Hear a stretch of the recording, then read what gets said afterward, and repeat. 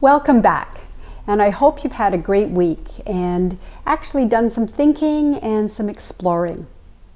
Last week, I set the stage for what we'll be addressing all month. What beliefs do I hold that stops information from coming in so that I can really evaluate more effectively? This topic, I think, is relevant for everybody, whether it's about your performance, your relationships, or your own personal growth and evolution. We grow by receiving information and using that to self-evaluate whether you're moving forward or staying stuck. So, I offered the metaphor of a car last week and the idea of a car's navigation system. As information comes in, you get the data telling you how fast you're going, how much gas you have left.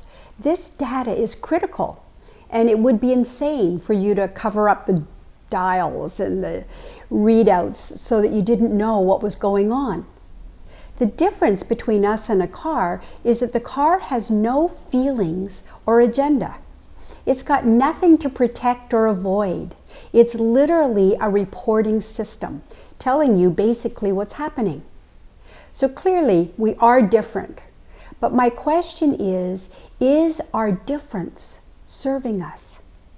What could we do if we felt safe enough to be open to as much data as available or relevant? Of course we will filter data because there's so much floating around that isn't actually relevant to our lives and how we're functioning. So let's not get sidetracked with the idea of having too much information and no boundaries. That's not what I'm talking about. I'm talking about being more open to information that directly affects our relationships, our learning, our skills, and our performance. Okay, so how did you do in exploring your assumptions, your beliefs? I lump assumptions and beliefs together because under any assumption is a belief. So it's an easy way to just find a belief, which sometimes can be difficult. What assumptions do you make on a regular basis? Do you assume, for example, people will be fair or responsible, honest, kind? Do your assumptions give people the benefit of the doubt? Do you assume people are there to support you? As I was writing this, I was imagining people saying, "But Lynn, people aren't always there to support you. They don't have your back or your best interests at heart," and so on. Okay, so let's follow that train of thought.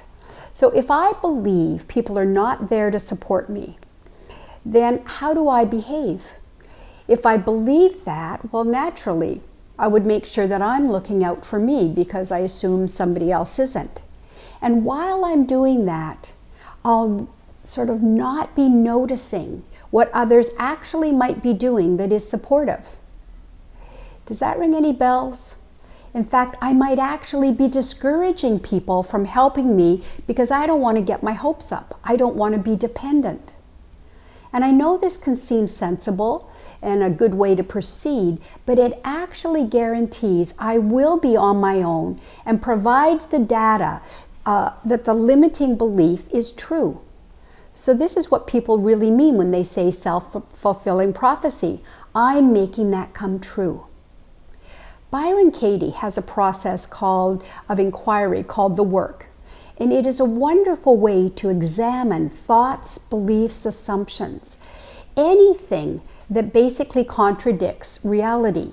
Because her point is that anything that bumps up and challenges reality is often going for us to cause pain.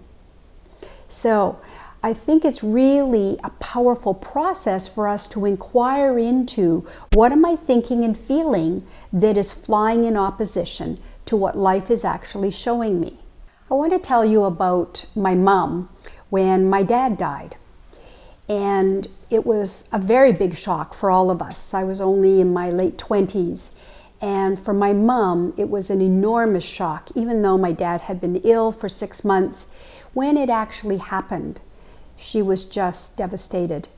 And so for many, many months, and it really went on for a great deal of time, into 2 years almost, my mom would say, "It's not fair.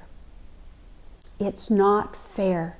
And I knew that she was wrestling with coming to terms with her grief and so on.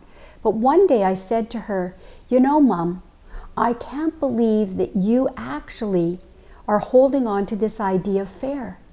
Like life is not fair, and so many people realize this long before, your age.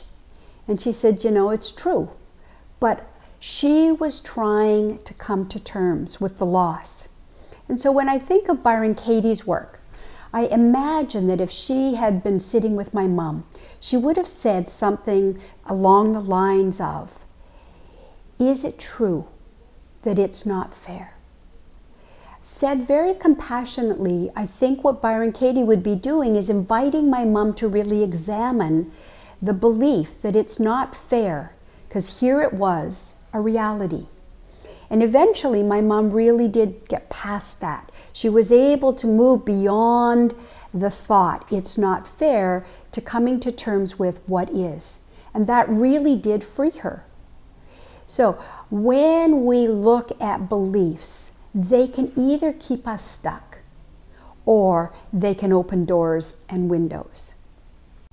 Here are a few more beliefs I uncovered when I was looking at this topic of self-evaluation.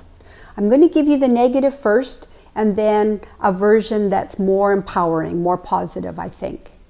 So how about, I don't know means I'm incompetent. And I shift it to, smart people can and do say, I don't know. What if I believe getting feedback from someone else means that I have missed something? I could shift that to, asking someone for feedback can be very empowering. How about the one, you're putting a person on the spot when you ask for feedback? You could shift that to, you can always ask someone for feedback and people love sharing their ideas. How about asking for feedback just gives people a chance to dump on you? If somehow that feeling is inside of you, you want to take a look and shift it to something like, feedback or information doesn't hurt you. It's what you do with it that counts. Another one is, if there's differences, it means that one of us is wrong. Many people believe that difference is a negative. Instead, it could be differences enrich us. Or how about chaos is bad and feeling pain should be avoided? Recognize that one? Chaos and confusion always precede change, and that's part of it. Okay, so you get the idea. I want you to consider shifting the beliefs that you've uncovered this week to a positive or more empowering perspective. And then next week, I'll give a strategy for implementing new beliefs so that they can feel more natural. I hope you have a great week. Let me know how you're doing, and bye for now.